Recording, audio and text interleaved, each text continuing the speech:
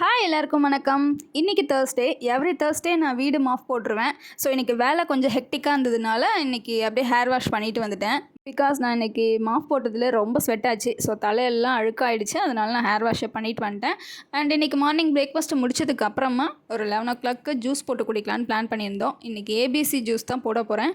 So ABC ஜூஸ்னால் நான் amla, beetroot and carrot மூணும் use பண்ணி போடுவேன். ஆப்பிள் யூஸ் பண்ண மாட்டேன். ஸோ ஆம்லா வந்து நம்ம ஹேர்க்கெலாம் ரொம்ப நல்லது, ஸ்ட்ரெங்தன் கொடுக்கும், நல்லா வளரும் அண்டு பிளட் சர்க்குலேஷனுக்கும் ரொம்ப நல்ல ஒரு பொருள். அதனால நான் ஆம்லா ஆட் பண்ணிக்கிட்டேன். இந்த மூணையுமே நான் மிக்ஸி ஜாரில் ஆட் பண்ணிக்கிட்டேன். தேவையான அளவு சர்க்கரை ஆட் பண்ணிக்கிட்டேன். நான் இதில் 2 ஸ்பூன் ஆட் பண்ணியிருக்கேன்.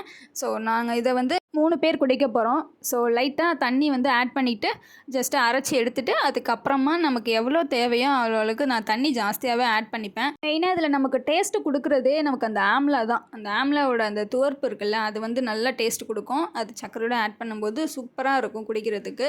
ட்ரை பண்ணி பாருங்கள். இது ரெகுலராக குடிச்சிட்டு வந்தீங்க அப்படின்னா நம்மளுக்கு கலர் கொடுக்கும் அண்டு பிளட் சர்க்குலேஷன் சீராக இருக்கும். நெக்ஸ்ட்டு லஞ்ச் முடிச்சுட்டு ஒரு குட்டி தூக்கம் போட்டு ரெஸ்ட் எடுத்துகிட்டு வந்துட்டு அப்புறம் 4 o'clock காஃபி போட்டு எல்லாருமே குடித்தோம். ஸோ நாங்கள் இப்போல்லாம் வெசல்ஸ் அவ்வளோவா சேர்த்து வைக்கிறது இல்லை. ஸோ காஃபி குடிச்சிட்டு உடனே அதை நான் வாஷ் பண்ணிட்டேன். அண்ட் அப்படியே நான் கேஸ் ஸ்டவ்வையும் க்ளீன் பண்ணிடுவேன். ஃபுல் வாஷ் கிடையாது, ஜஸ்ட் ஸ்டவ் மேலே மட்டும் சோப் போட்டு கழுவிட்டு அதுக்கப்புறம் ட்ரை கிளாத் வச்சு தொடச்சி எடுத்துடுவேன். அண்டு என்னோடய ஒர்க் இதுதான் ரெகுலர் ரொட்டீன். 4 to 6 வந்து இந்தந்த டைமில் இந்தந்த ஒர்க் தான் நடக்கும் அப்படின்றத நான் கரெக்டாக பிளான் பண்ணி பண்ணுவேன். ஸோ எனக்கு அதுதான் கம்ஃபர்ட்டாக இருக்கும்.